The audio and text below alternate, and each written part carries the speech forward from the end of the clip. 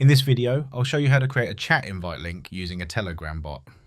Before we start, there are a couple of things that should already be set up. You should have your Telegram bot created using BotFather, and that bot should be added to your group and given admin access. Once these two steps are done, we can move ahead. Now, inside TinyCommand, we'll start by adding the Telegram node.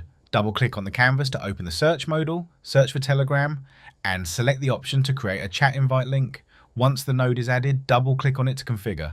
The first step is to connect your bot. Click on Add Connection, give it a name, and paste the API token that you got from BotFather. Once the connection is added, click Continue. Now, let's configure the node.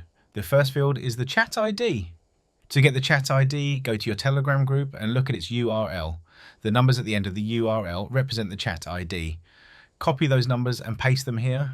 For groups, you also need to add the prefix -100 before the chat ID. Next, we give a name to the invite link. For example, I'll name it TinyCommand_Telegram_group.